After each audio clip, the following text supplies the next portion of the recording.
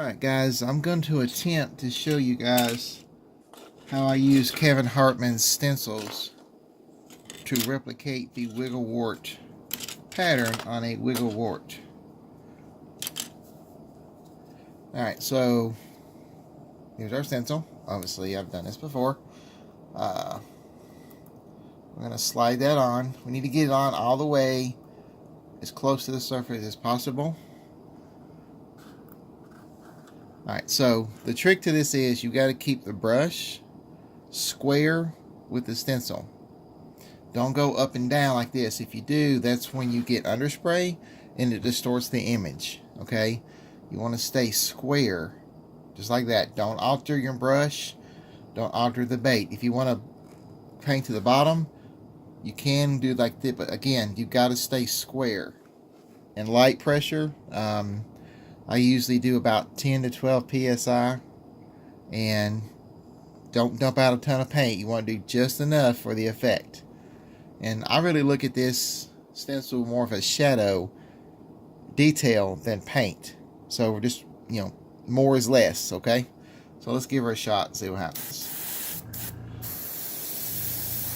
Again, light pressure. Stay square. Okay, now I'm going to stop that there, even though I think it might need more, and I want to show you. As you can see,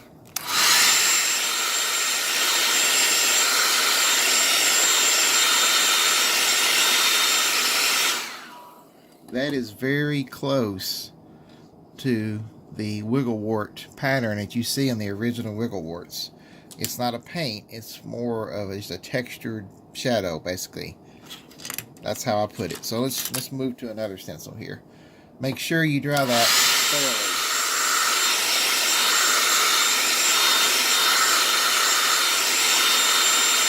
thoroughly. You don't want to smear it. Now you can add more paint to that if you want for a darker effect. I personally like the more subtle, but that's just me. Alright, so let's go to the next stencil. I don't really think it matters the order you use. I do the front piece, which is the biggest one first. Show you what I'm talking about. Has the largest opening. Then I go to what I call the wishbone stencil. It's probably not a good name, but that's what I call it. Okay, press it on. Again, 10 psi. Keep your brush back. Don't go right up on it. Keep it back. I like to go about 3 to 4 inches from it. Again, this is subtle. We don't want this to scream at people, unless that's what you want. Alright, here we go.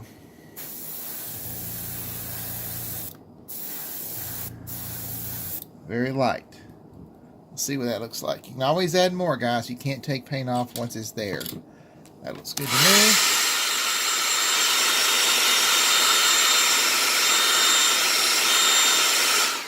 And we're going to go to the... Alright, this is the hardest one to do because the openings are so small. Kevin went to a lot of work to get that done. Now, if you look at the bait, you can see, I'm sorry for the glare, guys, but you can see, you can leave it just like that. A little more detail paint, a little dark, maybe a detail sepia on the back, paint the eyes, and then you're going to have a good looking bait. And you can see the little mark on the bottom. That's what happens when you rush doing these. I would recommend doing your base coat, letting them dry overnight before you try to use the stencil. That's just my experience with them. It's not the stencil's fault. The paint isn't hardening all the way. It needs time to fully harden. So you can hit it with a hairdryer for half an hour. I guess do the same thing. I don't have time for that. So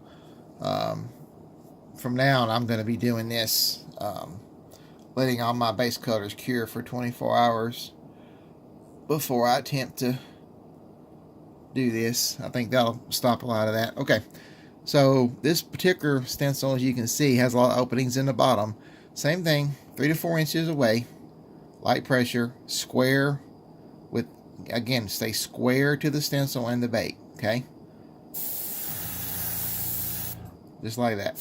Maybe just a tick more, okay? Same thing here. Again, less is more. If you pour the paint in there, it's going to come out distorted. Alright.